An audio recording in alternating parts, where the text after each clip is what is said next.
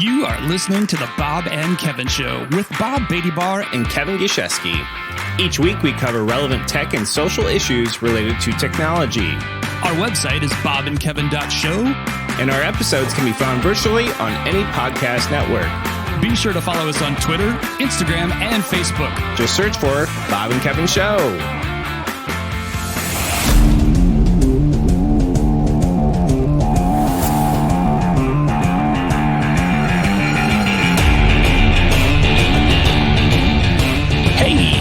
Everybody, it has been a hot minute. I'm Bob from the Bob and Kevin Show, and that other guy on the screen, or the other voice you're about to hear in a second, is... I'm Kevin. So, life has been kind of happening again, and Kevin and I have not been up for the recording. Time off, vacations, life in general. But we are back today with a very exciting topic. Kevin, you want to tease that topic before we do some bill payment? Yeah, so we're going to talk one of our favorite kind of tangential, if that's a word, topics to tech, and that is UFOs / aliens / UAP, I think is the new terminology, yes. Unidentified aerial phenomena. So that's what we'll be talking about, Bob. Yeah, so before we do that, let's do some bill paying. But first, even before that, if you're listening to the show right now or watching the show live right now, you can also find us on all the other platforms, the social medias, the Twitter, the YouTube, the Facebook, the Twitch, the everything. If you search Bob and Kevin Show, you're going to be able to find us. You'll get up-to-the-minute show announcements, all that good stuff. And maybe some interesting content to keep you engaged between the recordings of these episodes. Typically, we record on Friday, post on a Monday, so just be looking out for those. We are 93 episodes in as of today.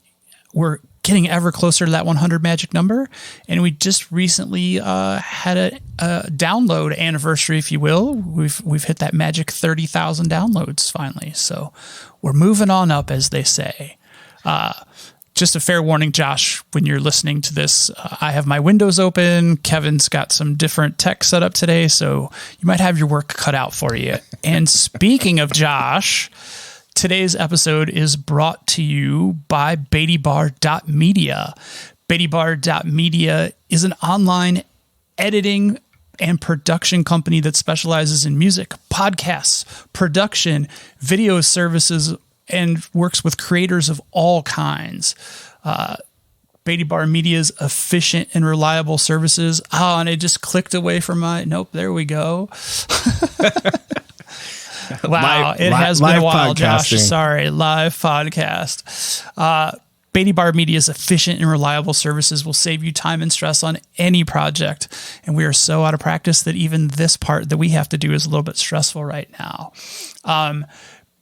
What Beattybar Media and Joshua, what they do for us is they basically allow us to show up, hit record, do our thing, send the files off to him.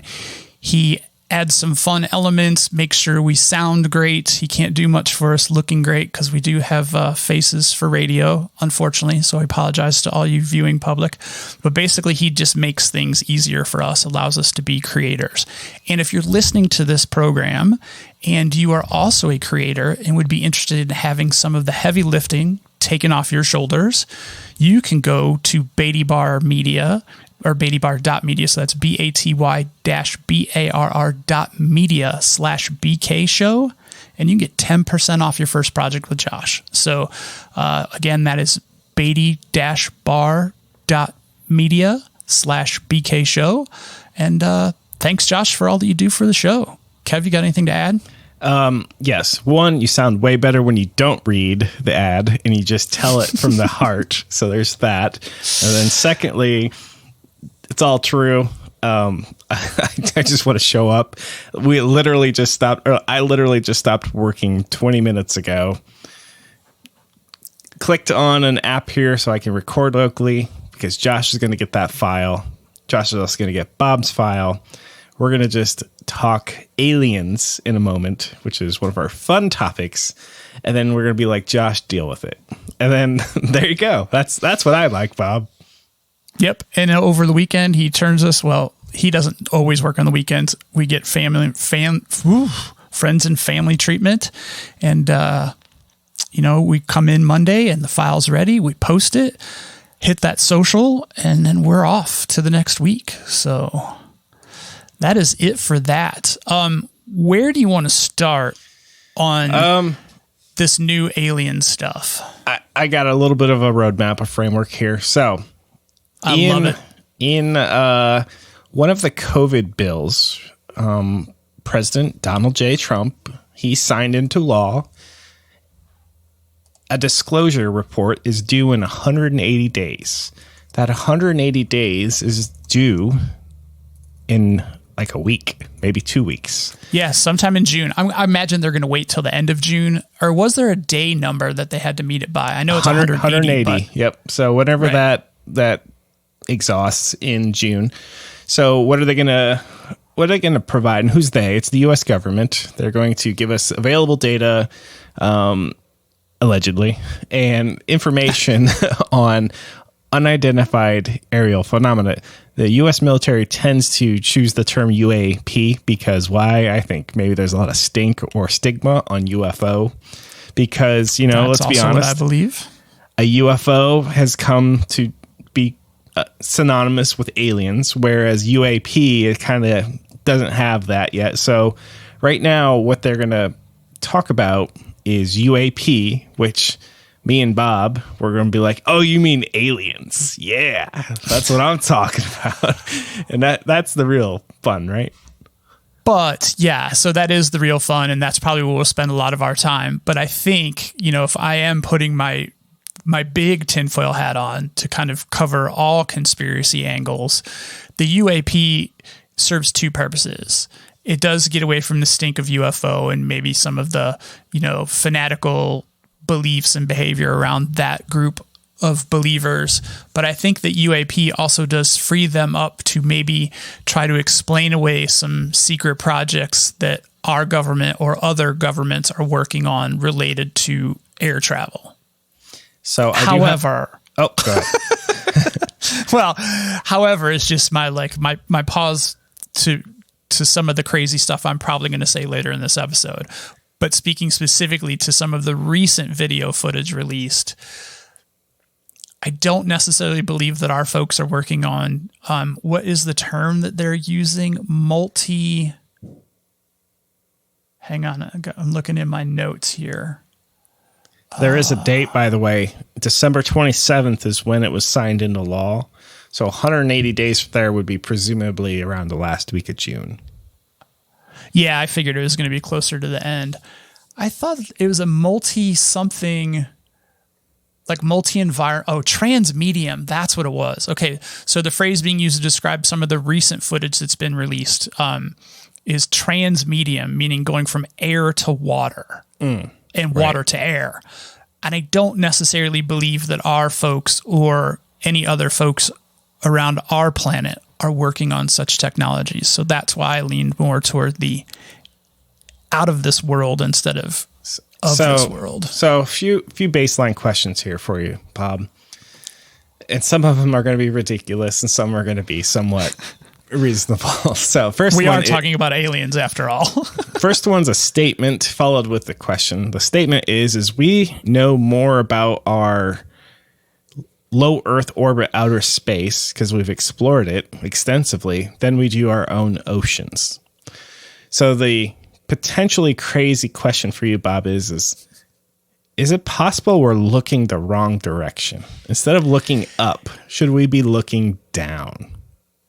Did you by any chance watch some of the same Neil deGrasse Tyson episode that I just watched today? I did not. Enlighten us, please.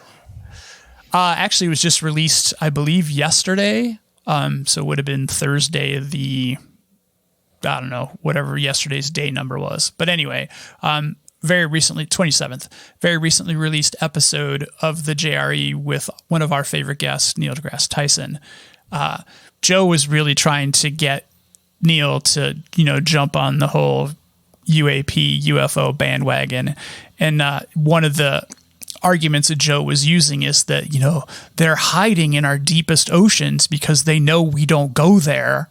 And that's how they can observe from, relative obscurity. So yes, I do think that is a very interesting premise that we keep looking to the sky where necessarily that's not where they're coming from. Well, presently. Yeah. But the thing is, I think that statement almost still assumes they come from the sky then hide in the ocean. What I'm saying is potentially the opposite, meaning maybe they've always been here. They always have lived in the ocean. They've always been more intelligent than us. And then they come up to look at these land creatures every now and then go back to the ocean. Maybe they've been here the whole time and we're just human and don't realize. Well, and I think that's a valid point too, because you say always been here. Like, let's think about what always means to us as a human species. It's really not that long in the grand scheme of things. 10,000 years, right? Yeah. So if an alien life form or a life form from outside this world, as advanced as that to be able to do that kind of space travel, then sure, they could have easily arrived here before we technically did. And therefore, maybe we came to the place that they already inhabited.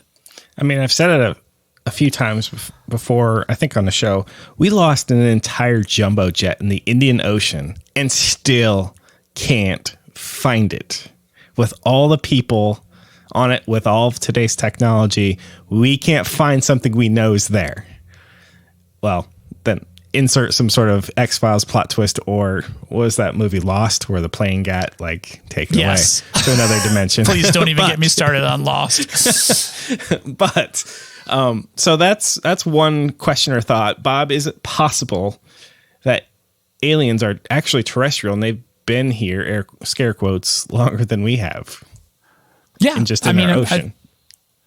I think that given the fact that, we've talked about we haven't been here very long, they could easily have been here way before us. Next fun fact about Earth, I think the deepest hole we've ever dug as a human species through rock is something like 7 miles. After that, you just can't dig any further for several reasons. You just can't provide that much torque from the surface all the way down at the bottom. And you start heating up really, really, really fast. Next sort of thing is like in Doctor Who, they have this reptilian race. And of course, I'm pretty sure there's got to be some conspiracy theory group. And I don't know if it's QAnon or somebody that believes in there's this reptile race, of something. But I'm laughing. But if you're going to hide on Earth, there's 2 places you could go and never run into a human: the deep ocean and somewhere underground. Yes. You just wouldn't see humans. And if they have been around and they have been monitoring or whatever, they know that those are safe spots for them too. So, maybe that's why the activity appears to be picking up, because maybe we're getting closer to that not being their secret lair anymore. Question mark? Who knows? Well, it's kind of like most things. Is the activity picking up, or is the detection ability picking up? I mean, every human now has a surveillance device in their vicinity at all times. So they do. And Neil addressed that as well with Joe. He was like, I swear I didn't see it yet. Now I'm going to go it's crazy. And watch. He said, think about the technology that we all have in our pockets right now. Think about the fact that, he said, take a jump back in time. 60s, alien abductions were just so popular. They came in the middle of the night. They took me away. Do you have photographic evidence of it? No, they fried my film, or my camera was rendered inoperable by, he said, think about the technology that we have now. Anybody on the planet can pretty much set up a live stream like we're doing right now from the device in their pocket. He said, why have we never had an alien abduction live streamed, or even the beginning of an alien abduction live streamed until the camera was disabled or whatever? He said, look at all the photography or the military footage even. He says it's all shit. It's just all very low quality, not very identifiable. It's like Bigfoot. If there is Bigfoot at this point, somebody should have stumbled on some bones, something. It's funny because Bob and I were talking about, hey, what would really get people to listen to this episode? I'm like, hey, I know. let's interview a real alien. That'll make the needle move. Of course, I can't produce one on a whim, but I think Joe's probably going to get the streaming rights to the first alien interview long before we would. But right. Kevin, I know you're not watching along, but I am scrolling some footage pictures from an article. It's from the Washington Post or New York Post. Sorry, New York Post. Full disclosure, but it's just various recent imagery, and it's all still just bad nighttime shots. Like tracking cameras inside of aircraft and stuff like that. It's just so bad. Well, let's talk about that real quick. So the more recent famous ones are from F-18 Hornets from like 2019 or 2017. Are you telling me that's as good a camera as we've got even a couple of years ago? I mean, we live in the era where you can get a 4K camera, a 4K TV. 8K now. 8K, yeah. You're telling me the U.S. military is still rocking this grainy black and white video? Really? Right. And those cameras fit in our pockets. So why are they not using similar tech or better technology in their aircraft? It's crazy. All right. Next crazy question for you, Bob. You've acquired the rights to talk to this alien, and he's coming on the podcast. What's your question? This is the weird part, right? Yeah, this is the weird part. What would you ask an alien? I asked my wife this. She's like, "Are you serious?" And then she actually started answering me. Like, I would ask him this. I would ask him. I'm like, wow, she's actually interested. What would you ask them, Bob? I would ask the alien to describe their species' core belief foundations. Like, talk about what drives them on a day-to-day basis. Real quick, though, could you even do that for the human race? Well, no, but that always makes for an interesting conversation with someone from the human race. And okay. it sets a lot of guardrails for other conversations. So it would just be a very, that would be, instead of what do you eat? How do you poop? Those would be the standard, science questions. How do you make babies? I would want to know more about, how do you procreate? Yeah, I would want to know more about their fundamental beliefs. I think I would want to ask them similar, hey, have you met other species on different planets? And just out of curiosity, do any of the other species you've run into, including your own, kill each other? Try to power, have power, or are you more utopian? Is it humans? Are we just this evil? Are we unique? Should we be we're the most savage race out there? I mean, I want to know. I'm just curious. If I was doing a full podcast interview, sure, that would definitely be on, the list. Is so how do we measure up against other species you've come in contact with? Right. Are we more ant, in the scheme of things? Or are we more apex predator? What are we? I guess I would assume we're more like an ant. They're just them pesky humans. What if, how would you react if they're by far you are the least advanced and unintelligent species we've come across so far? I'd be like, somebody owes me $20. Yes. I'd be like, yes, I was right. Because I would not be shocked at all. What are some other interesting questions that you would ask? Well, I want to know if the speed of light truly is the cosmic speed limit, or if we've just somehow made a wrong assumption, because we've done that so many times in our science, or basically say, hey, look, here's all of our science facts. Point to the ones that are right, point to the ones that are wrong. Thank you. Can we go faster than the speed light? Can we actually teleport? What is a soul? It's kind of where does that come from? Do you have a God? Is it the same God? Is there a God? Just all the spicy questions. That's where my core belief. Yeah, that's where my core belief one started. We just watched The Invention of Lying the other night. Have you caught that movie at all? I haven't. It is, I guess it's technically a romantic comedy. And the premise is that the world exists and there's no such thing as lying. That part is hilarious. Every person just speaks their mind and it's 100% true all the time. It'd be like, hey, wait, Kevin, how are you? Isn't this the movie called Liar, Liar with Jim Carrey? No, Liar, Liar with Jim Carrey is he could only lie, right? Oh. No. He was oh, man. Anyway, continue. So everyone always told the truth and the conversations were really blunt, but everyone, there was no such thing. They didn't even know the word truth. the whole thing is when the first lie came into being, that one of the questions asked of the person who lied was, how did you know that that wasn't, and it had nothing, like, how did you know that that just wasn't? And so this one person had the ability to lie and no one else could. And so somehow his big lie was basically the foundation of religion. Man in the sky. Like, man in the sky told him this, man in the sky. And then it just spirals out from there, and you're just like, oh. So that's why I would ask an alien, like, how that all works for them.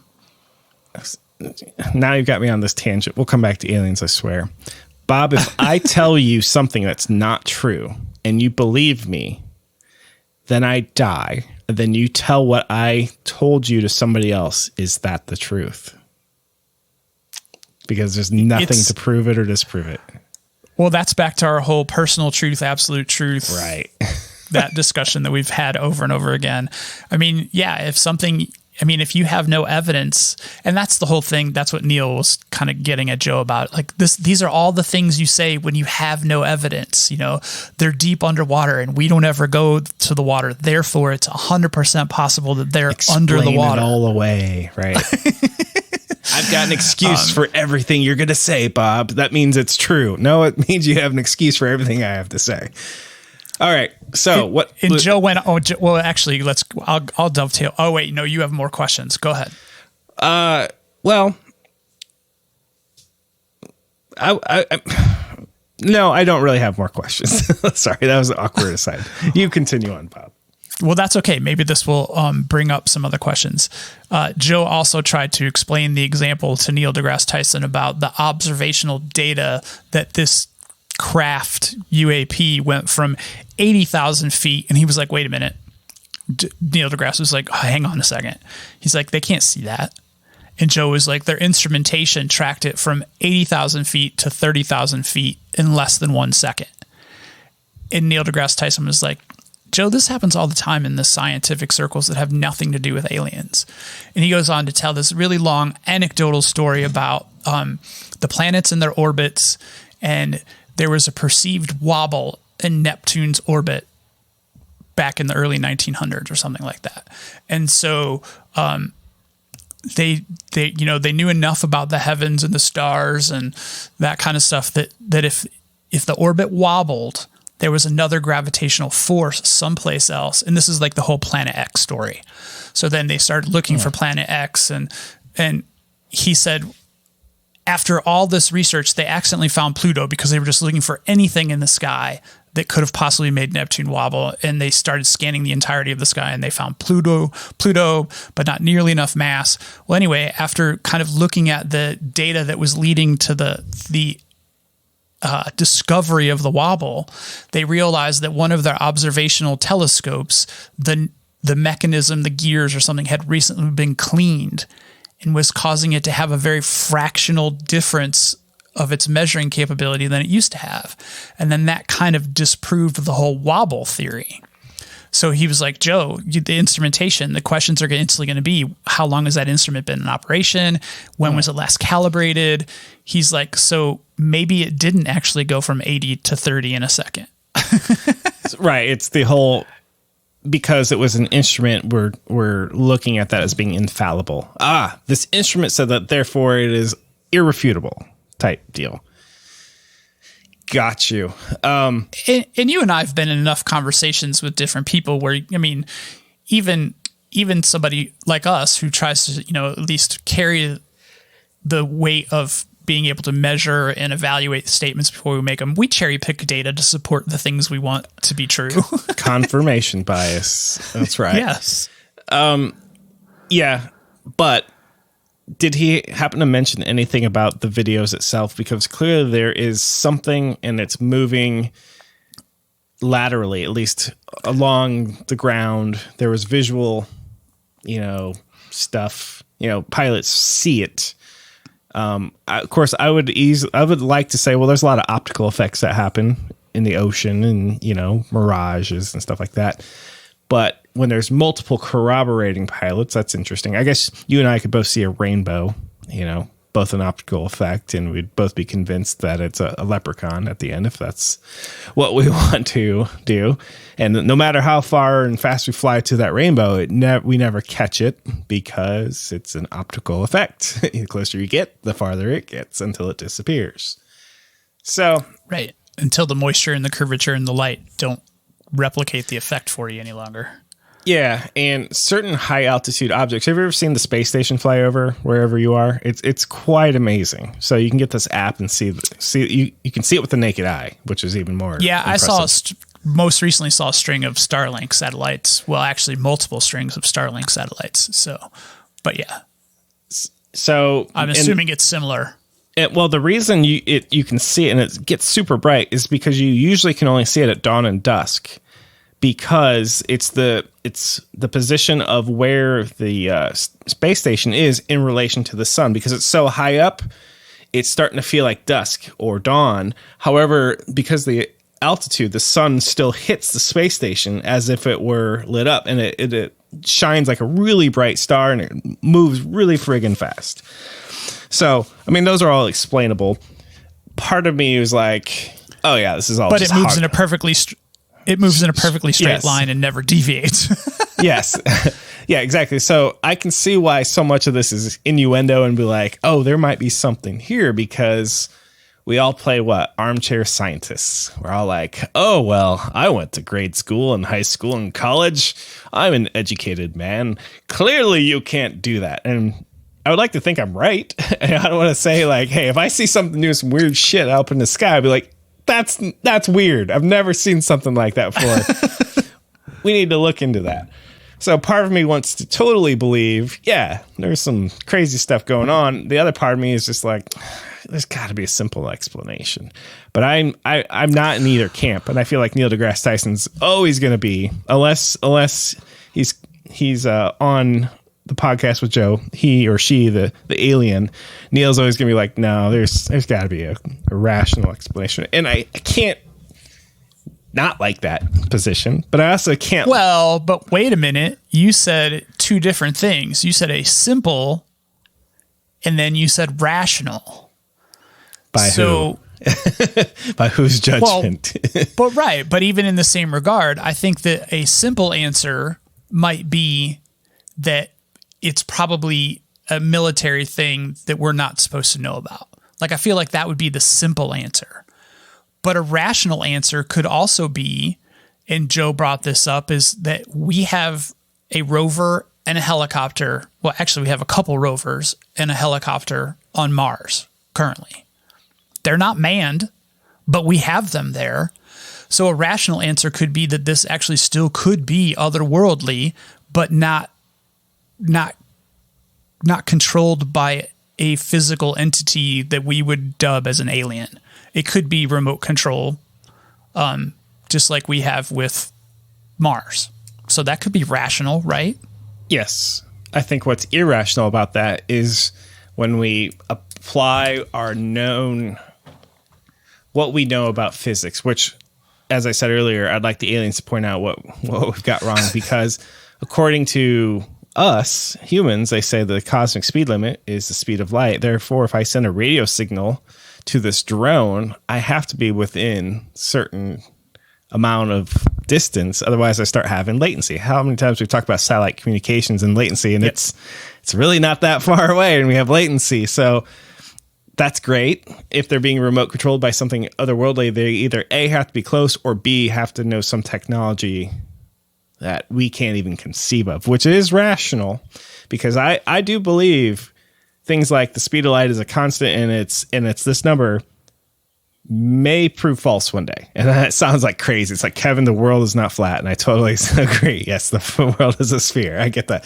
But I think it's, we've proved a lot of physics wrong. Einstein made Newton's stuff kind of invalid, and I've seen some people challenge Einstein's stuff lately. The quantum physicists, they're not necessarily at peace with the theory of relativity and things like that. So I'm open to it. Go ahead. How can science currently prove or disprove speed of light? Because it's really just a mathematical calculation, right? So I don't know if I can fully answer you, but common sense says if I'm a train and I have a light showing off the front of my train, if the train goes faster, the light should go faster, right? But or the distance that the light shines gets shorter? The thing is it doesn't. It stays the same, and that's mind-blowing.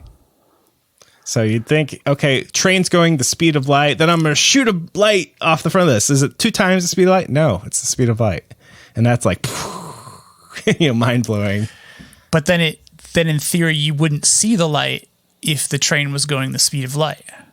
Right. And so now we get into all the paradoxes and conundrums of physics. What is it? Gosh, now I'm drawing a blank here, but like if you look at a electron, the act of observing it influences the measurement. Therefore, how do you measure it without observing it? So there's that sounds Fermi related to me. There's is it the Fermi Paradox? No, the Fermi Paradox, actually know what that one is based on the Drake equation. The Drake equation states basically how much life should we expect in the universe. And it's like, well, it's the number of known planets, number of known stars, times this. Oh, that one. Yeah. That's the Drake equation. The Fermi Paradox is simply this. Where the fuck is everyone? Because according to the Drake equation, it should be here. So we should have bumped into somebody by now, right? Right. So that's what the Fermi Paradox is. But maybe we have bumped into somebody. Yeah, and that makes for great stories. Like we're watching on the History Channel, The Secrets of Skinwalker Ranch, which is basically, if you've ever watched Ghost Hunters, even one episode, what was that bump in the night? I don't know. It must have been a ghost. I don't know. It could have been a raccoon. Quiet, you! It's like, impossible. Correct me if I'm wrong. Were you not involved in a paranormal production? I was. Yes, I was. Paranormal Investigators. Check it out on IMDb. But you cannot find it online. I took it down years ago. Anyway, so I have a DVD somewhere. Grant wants it because my son Grant was a 10-year-old cameraman on that set. Anyway, I think you should give it to him so he could use footage for other stuff he's working on now. I actually did. We have a lot of B-roll, and he's doing like he's doing a video about himself coming up soon. That's kind of interesting. But anyway, nice. Fermi Paradox. Where the fuck is everyone? So that's a really great question, to ponder. And you were talking about speed of light. How do we prove or disprove the speed of light? Scientific method. Somebody smarter than me has given more thought to it, and we've come up with this number, and it's like 186,000 kilometers per second squared, or meters per second squared. I don't know. You don't need to correct me. It's fast. Somebody out there, don't correct it. It's fast. Okay. Anyway, so more about this report that's going to get released. So, I sidetracked us big time. Honest question. Do you think there will be much substance in it, or do we think this is a government check the box, throw them a bone? It's going to be 200 pages of chasing tail. Well, see, this is where I start to get into, like, starting with even President Obama, who spoke out recently and said that was one of the first questions he asked when he got to office, and they were like, we don't have anything. But then, he knows that we have these organizations, and then you go back to even like Harry Reid, I think it was 2007. Yep. Where he helped sponsor ATIP, which is Advanced Aerospace Threat Identification Program, something like that. Yep. So, I mean, and I think that's when it started to become less like cheap TV show conspiracy fanaticism, and started to come in, basically other nations are spending money on this same exact thing.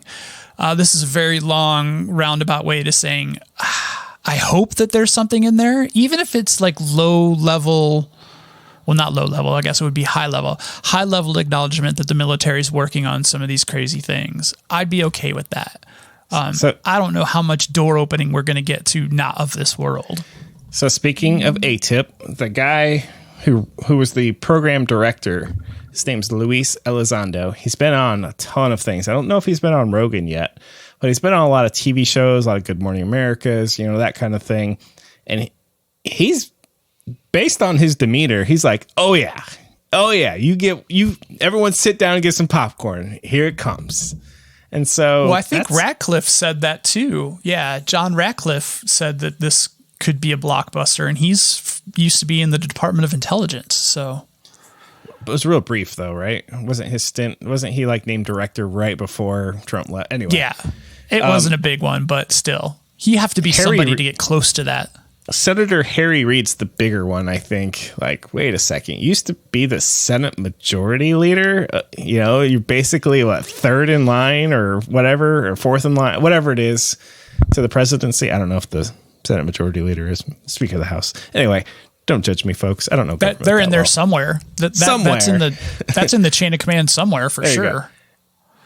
He's not exactly a crazy person by, I would think, most objective standards. And he's the one who sponsored the $22 million over 5 years to fund ATIP from 2007 to 2012. But apparently it's still going on. No. Even though it's not publicly funded. Well, okay, yeah. The ATIP program stopped in 2012. So who knows what's going on there, because they didn't disclose the ATIP program was legit until 2017. So who knows if something didn't just take its place. It's classified or whatever. But speaking of classified, do you want to know what the number one reason I believe is that, or why the government doesn't just come out with this stuff more often, Bob? I have no idea what you're going to say next. It has nothing to do with are there aliens or not. It has everything to do with detection technology. Meaning, if the government sees something and be like, yeah, and somebody says, great, how did you get that video? It's actually a national security problem for the other country to go, wait a second, you're spying on us. Or you can do that? Oh, So I think the number one reason is our methods of collecting this data is classified. Therefore, it's real hard for you to separate the two. Like, well, here's the video from that super secret satellite thing we got going on out there. Wait, what super secret satellite thing? Oh, the satellite thing. So I think, and then even the military things, I'm real surprised that they release these crappy black and white cameras at all, because it came from, a military asset. And again, do we really, because humans are savages and we just are basically in a constant state of trying to kill each other, we don't want to disclose what our current ability to kill each other is, because it may show vulnerabilities. So I think that's the main roadblock. And I wonder if that'll change, because I was watching a show last night on Amazon Prime, and they were talking about all this stuff, the Tic Tac stuff, Commander, was it Fravor? And they said the main reason that you didn't have a lot of this before, like reported, is also because if you wanted to stop your career quickly in the Navy or Air Force, start saying the acronyms UFO. So I think that culture has changed or is changing into more of a, yeah, you're not alone. Go ahead and say something. Fill out your paperwork. You're probably not crazy. Yeah, there's just the number of military people, and Neil deGrasse Tyson was kind of busting on that. It's like, why are aliens obsessed with harassing our military?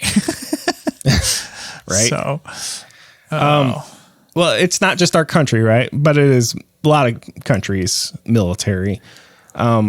Do you know of any commercial pilots? I'm sure there's lots of stories out there, but where would they report it? Why aren't there cameras on the front of every plane? I have a dash cam on my car. Are you telling me they don't have dash cams on an airplane? Why not? Well, and back to the phones in the pockets and everything, Neil deGrasse Tyson was like, why haven't any of Google's Earth satellites caught any of these happenings anywhere?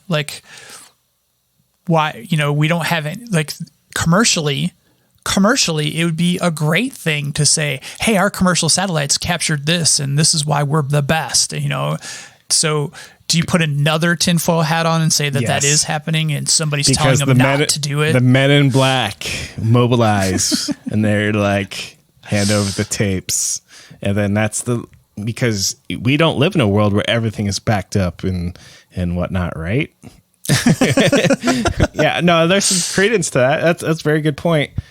If it's happening so much in a public setting around humans, why isn't there more? I mean, when there's a mass shooting or when there's, like when 9/11 happened, there was lots of video of that. It's like different angles and whatnot. And from space. Yeah. Now, of course, it's very convenient to say, well, aliens know where the cameras are. So therefore, they know how to stay just off screen. It's like, oh, come on. Not buying that. But that's either. Back to that thing that you can use that to justify the fact that they're there because...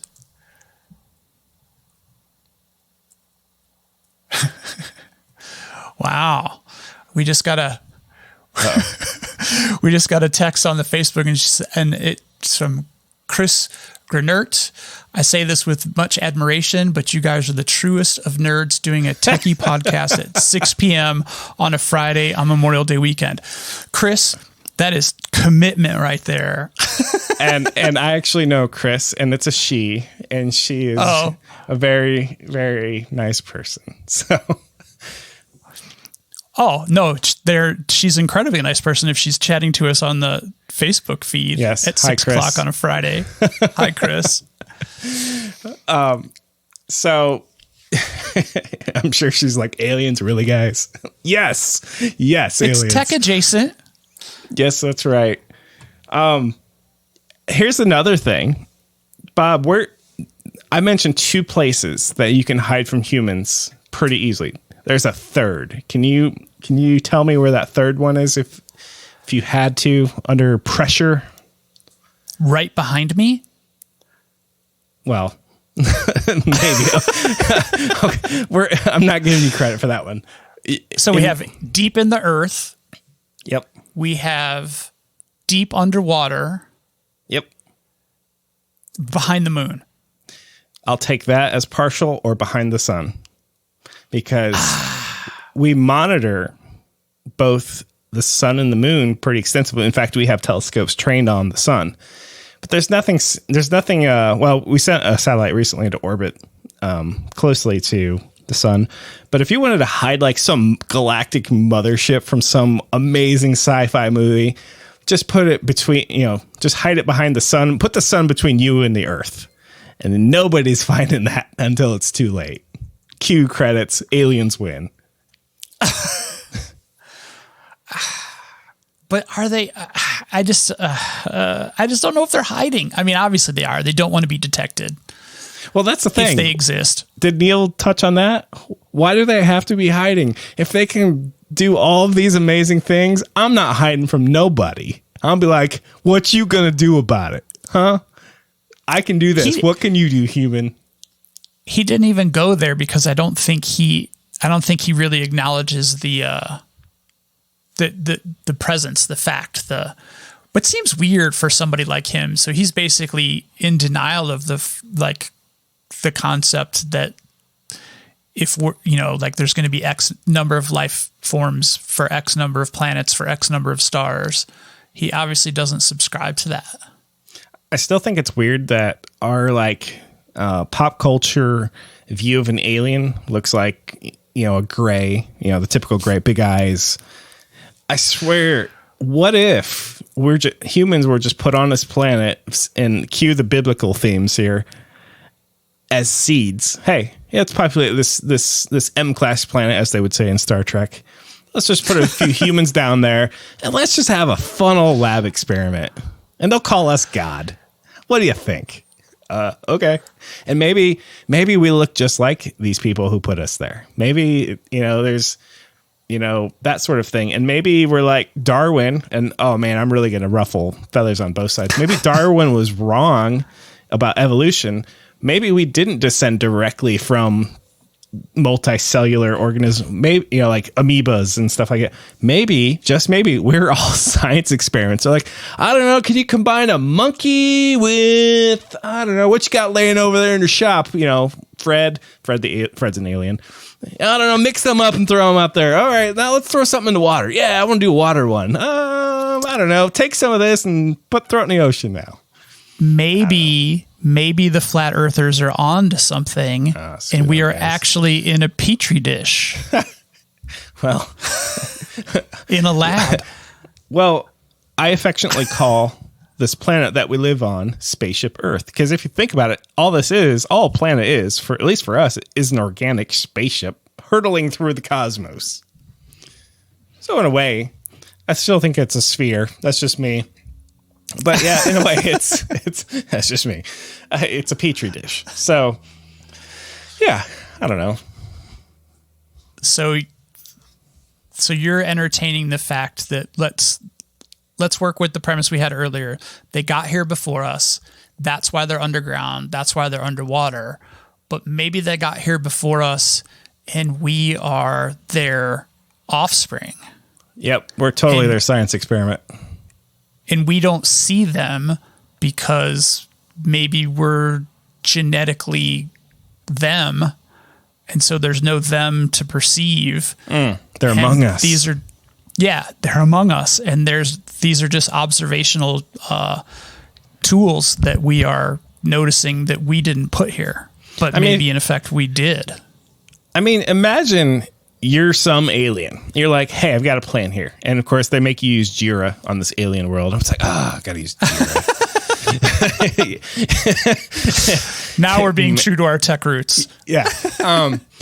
But imagine now you're like, you know, 10,000 years later, you call your boss and who's got their coffee cup. They're like, well, Fred, how's your lab experiment going? Look, they're building cities. Look at that. Oh, now they're fighting each other. That's amazing. Ooh, look at those two. They're doing something called podcasting. What's a podcast? I don't know. They're inventing weird things now. So I think we're like one of the coolest science experiments ever, if you ask me. And we got somebody a promotion. That's all I'm saying.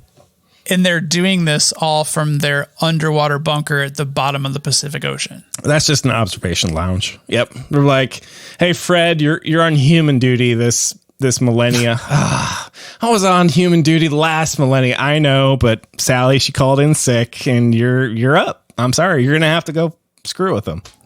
So it's a 1,000-year commitment or a 1,000-year tour. Totally. And some of the things that we're seeing in the sky are provision deliveries from wherever they came from down to the observation lab. I like it because, you know, yeah. And if only they ate cats like Alf from Melmac, because then we wouldn't have cat problems. And that's showing my age there. Hey, Willie. You know what his real name was? Gordon Shumway.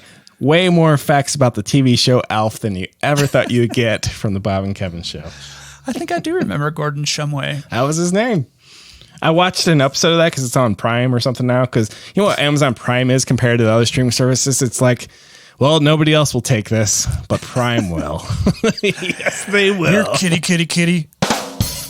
Here, kitty, kitty, kitty. I'm telling you, watch one of those episodes and you won't make it all the way through. You'll be like, how did I watch this in the 80s? Was this really the greatest primetime stuff they had? Yes. Yes, it was. Sorry. All right. Where do we go from here, Bob? We can safely say that the aliens that we think are here are not Alf. If they had the sense of humor of Alf, I would be like, yes, that is awesome. But Alf was like an abbreviation nickname, right? It was Alien Life Form. Alf. Alien Life Form. That's right. It was definitely an acronym. Yes, it was one of my favorite shows. Did you ever watch that? I mean, you're seasoned like I am. I don't know if that was before your time or after your time. It was part of regular watching. It was part of regular watching. I was just a little older than you were when I was watching it. That's fair. That's fair. You know what other alien shows that I watched, but it terrified me as a kid? You ever watch V, the TV show V, where they pull their skin off? They were lizards. People? Oh my gosh. And they ate like mice. That was terrifying. To keep from eating people. It was a terrifying thing when you were like kids, you know? But that was a really cool concept because they were like overtly here. They kind of looked human until you found out they were really lizard people. That was like a really cool show for its time. And then we had other things like, do you ever watch War of the Worlds? So there's like the movie edition, but there's like the TV show War of the Worlds. That was creepy as hell too, because the aliens had like only 3 fingers and they would like reach out and like eat people. Oh man, terrible. This is why I'm scarred. Those are all terrifying, but nothing in comparison to Mork and Mindy. I know the show. I know it was Robin Williams, but I couldn't tell you much about it. That had to be your time, Bob. Took place in Boulder, Colorado. Really? Mork and Mindy, I believe. Yeah. Mork and Mindy was a spin-off from Happy Days. Yes. Yes. But do you know Mork why? did show up. No, I don't. Because how did he get from Appleton, Wisconsin, wherever? Is that where Happy Days took place? I have no idea. I feel like that's true. You're really showing your age now. And then ended up in Boulder. I feel like Mork showing up on Happy Days was a jump the shark tank moment. We need lots of rim shots in this episode, Josh. Yes, absolutely. Do you have any hopes for what the report will contain? I mean, are you like, it'll be a victory if this is in there and it confirms whatever? Well, here's a couple things. I do hope that there's a military reference that, yeah, we're working on systems and we've been caught working on our own systems. That's one thing that I hope is in there. 2, it'd be awesome if they said, hey, we really actually don't know where these things are coming from. That'd be super interesting, because then they could perhaps acknowledge that it's not from here, but then also not play their hand that they have observational technology that the bad guys might be interested in. But along that same line, I hope by us showing some of our cards in less than 30 days that Russia and China will also feel obligated to show some of their cards. Do you really think Russia or China feel obligated to anything other than like hack people? I mean, I think if the US comes out and says, yeah, we really actually don't know where some of these things are coming from, then all of a sudden it feels like we have a common other, so that Russia and China would say, hey, I'm so glad that you said that, because we have these things and we don't know where the fuck they're coming from. I've always said what the world needs right now is an alien invasion, so we can actually like realize that we're all humans and we're all on the same flipping team, guys. Chill out. Anyway, but I lament a little bit because I don't see our government liking to admit weakness. Because the phrase "I don't know what they are" it requires vulnerability. And governments aren't very known for vulnerability.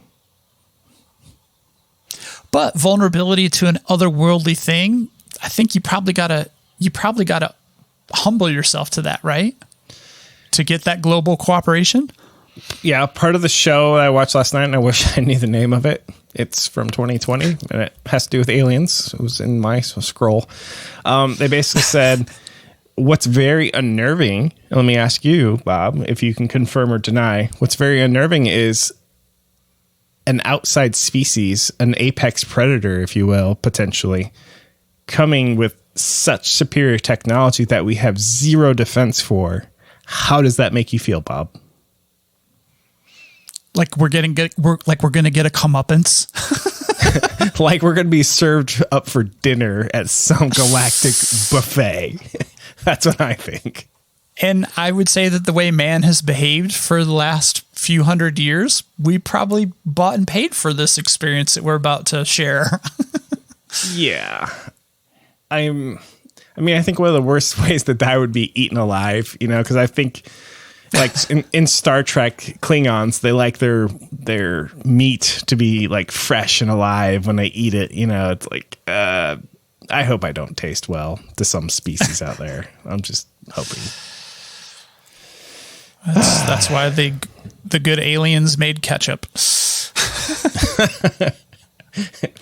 Oh, you got one of those Kevin humans? I'll put some ketchup on that one.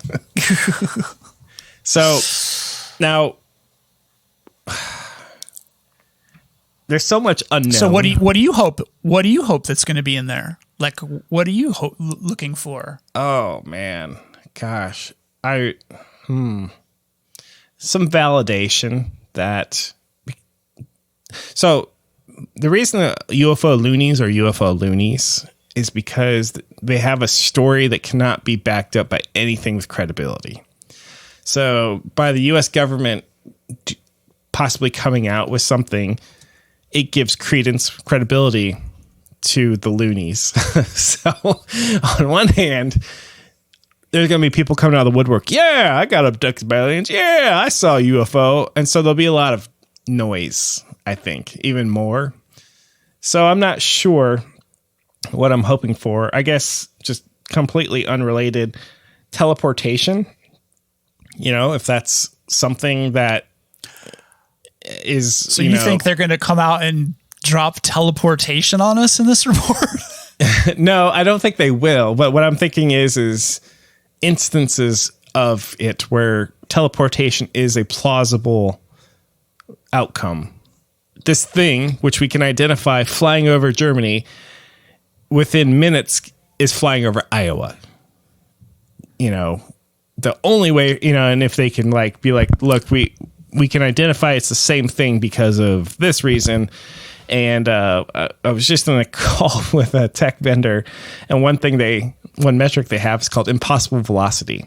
If you were to say log in New York and then suddenly log in Los Angeles, you have committed what's called impossible velocity. The only way for that to happen is if your account's compromised, there's two people, VPNs involved, you know, that sort of thing. Right. But teleportation would be pretty I would like buckets. This one is flying aircraft. This one is strange lights. This one is teleportation. So I'm hoping they kind of suss out and have different categories. You really want speed of light to get crushed. That's what you want, because teleportation is going to be your speed of light argument, right? It would be, and that's my fodder. So technically, you can go faster than the speed of light if you measure linear distance, meaning from point A to point B, yes, there is a distance equals rate times time. However, if you use a wormhole or teleportation, you can move that distance in an instant, but only travel nanometers, potentially, because of a wormhole. So did you violate the speed of light? I would say no, you haven't, because you didn't actually go faster than the speed of light. You moved from point A to point B instantly, but you can't assume you did so in a linear fashion. So I would say just the speed of light thing is my fodder for, hey, we hold this truth to be infallible. You can't go faster than the speed of light. What if we're wrong? You know, what if, because we've been wrong so much on science. And no, I don't think we were wrong. I have no basis for that.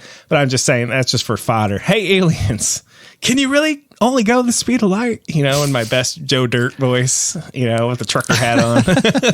And they'd be like, yep. I'd like to share a beer with an alien sometime, That'd be kind of cool. And are aliens naked all the time? Because that's my other question. But like, hey, what do you wear like on a birthday? Just one of like all these cultural things. Hey, and they'd be like, a what? Do you go out with the fellas when you like the wife's getting you down? You're just like this.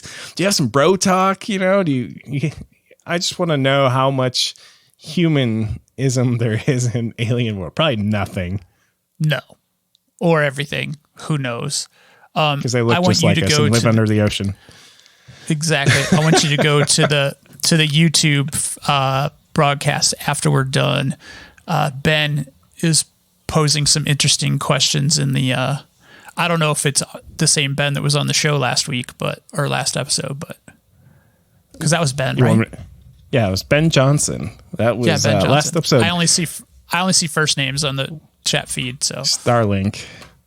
So of course, do you have a link? I can go there now, so I can. I think you go to youtube.com Bob and Kevin. I should know these things, shouldn't I? Maybe that was just a nice play for me to get you to plug it. Yeah, plug the show. Okay, that didn't work. So now I'm typing Bob and Kevin show YouTube into the search bar. There. There we are. There we go. Wow. Kevin is our social media manager for the show. So, okay. Yeah, so there's chat in the live stream, but I don't know if it's our Ben or not. It's probably not. But hi, other Ben, or if I get it wrong, the Ben. But yeah. Well, anyway, I won't address those right now. No, I meant do it after the show, Okay. but that's okay. So teleportation. Yes. He said different Ben. Haha. Okay. So teleportation. What else? So humans love to be existential, right? I think they want to know, where do we come from? Because you and I weren't there when the first humans were, and the only thing we got to go on is either faith or lack of faith, or some sort of internal personal truth that we hold to be evident. So if I could somehow, work on the existential questions, I don't know the government's going to have all these answers for us, but if they're like, oh yeah, in fact, we've interviewed them and they're like, Facebook's evil. They agree with us. And, here's what they know about God. So you're anticipating that it's more than just a hardware thing. You think that there's wetware involved here. So you're hoping that there's some kind of same time. You're hoping that there's some kind of alien life form mentioned, not just alien hardware. Well, I think that's what President Obama said in his recent interview. Hey, do you guys have bodies somewhere hanging out and in some bunker? And they're like, nah, we ain't got in nothing. The lab, right? So yeah, I think it's just going to be a hardware thing. I agree, because even if we do have the bodies, I'm totally going to wear the tinfoil hat and go, oh, they ain't telling us about them. They ain't telling us about that. They'll throw us a bone, but they ain't telling us about that. Well, right, because they can explain away just like we did. Hey, these things have actually been here. The ones that we've recovered, they've been here for hundreds and hundreds, if not more years, to the best of our ability to date them. We don't have any evidence of physical beings, only their technology. So it could be a monitoring situation. Far less panic, I think, in that statement than, yeah, you know what? We got a couple of soft bodies down in a bunker here, and we're trying to figure out how to communicate them. That would be chaos. The other thing I would like to, not so much the government's going to tell me, but if I get an alien, I'd be like, all right, look, I've seen Back to the Future 1, 2, and 3. All right. I know that's all hogwash, but is time travel really possible? Now, I think we can agree that you can time travel into the future with a black hole, basically with gravity. Have you ever seen the movie Interstellar? Did you say we can? Are you saying? Did you just say that we can both agree that you can travel into the future with a black hole? I will say it irrefutably. We can travel into the future, easily with the help of a black hole. See the movie Interstellar if you haven't, Bob. Put it on your watch list. I have seen it, but I can't agree that that's factual. Okay. We need to have Neil deGrasse Tyson on the show. Neil, you need to defend me, because Neil has actually, I believe, gone on record saying Interstellar was one of the closest science fact movies that there is. So I want to know, Mr. Fred the Alien, I want to know, can we travel backwards in time? If so, please explain. So maybe I'm just asking alien the leprechaun. You got a really intense wish list from this whole exchange. I'm cheating because I know the government ain't going to tell me. I just want to ask an alien. Hey, since you can fly here and all, here's some basic questions I got. And oh, by the way, what are the lotto numbers for the Powerball next week? Thank you. All right. So my last thing on the report itself, question, and also I guess I'll give my input after you answer my question. Do you see this as being a voluminous, multi-thousand page thing, or a half sheet? well, closer to the half sheet. And then you could easily say, well, we didn't have archives from way back when, or blah, blah, blah. That's classified. And in order for us to pull all these documents, they ought to be redacted. Blah, blah, blah, blah, blah, blah, blah. So I'm very curious at what they're actually going to put in front of us, if it's even going to have any substance, because when Trump signed this into law, this was like an afterthought. Like, oh, and yeah, just he snuck it. He snuck it into COVID relief. I don't think it was he did it though. Wasn't it somebody else? I don't think Trump himself said. Well, I mean, he signed it into law, but it was snuck. The report itself was snuck in with COVID relief. Isn't that kind of interesting in itself, that in this world of we can't agree on what right and wrong, well, right and wrong is always going to be troubling. We can't agree on the color of the sky. We can't agree on the color of the sky as a government, yet they could agree to be like, yeah, we want some alien stuff. Republicans, Democrats. Well, I think the more important part was the COVID relief. And someone else was smart enough to say, no one's going to shoot this down, so we're going to put this 180-day fair clause in here. That's so. Fair. But I can't decide. I feel like they might bury it in a bunch. Like they might dump a document that has to be, fully consumed to be fully understood, or to find the needle in the haystack. Or they're just going to release the half sheet and be like, no, we got nothing. All right. So episode 42, that was one of our more popular Our episode ones. 42? Yes. Our episode 42. Yes. The most popular episode. I'm drawing a blank on the guy's name we talked about. What's his name? Bob Lazar. Thank you. Bob Lazar. One of the more interesting things that Bob Lazar would bring up is you mentioned the word hardware. That's what the government could tell us. Oh, yeah. So we've got a Humvee here. We've got an airplane there, an aircraft carrier there, and a spaceship over there. Any questions? That could be different. Like, whoa. I got the aircraft carrier, the tank, and the whatever. But that thing at the end, parked at the end, what is that? I want to know if we got some hardware. I think they might admit to that. I don't know. Element 115, here you go. How much do you want? We only take Bitcoin. What if that came in? Wow, I didn't even think about that shit coming into like any of the other Bob. Why hasn't he commented on this? Has he commented on this 180-day thing? Bob Lazar, if you're listening to the show, number one, I'd be impressed with ourselves. Number two, you can come on and defend or talk about all of these things because we'd love to have you on. Well, I know that you and I could beat this dead horse all day, but it is Friday on Memorial Day, as some of our listeners have pointed out. We should probably take our nerd hats off and close the show. Give me your parting thought. Hardware.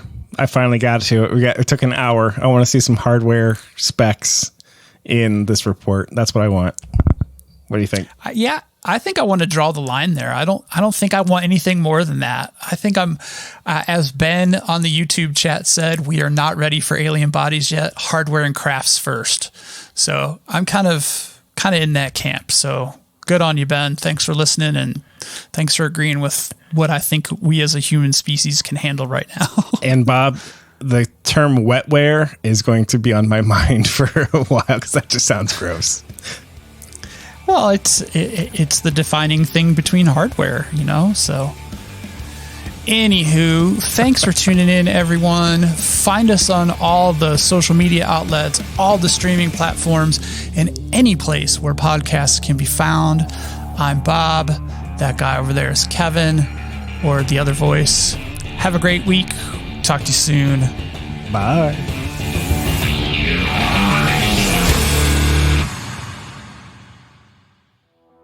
Hey, have you ever wondered how you can get in touch with us at the Bob and Kevin Show?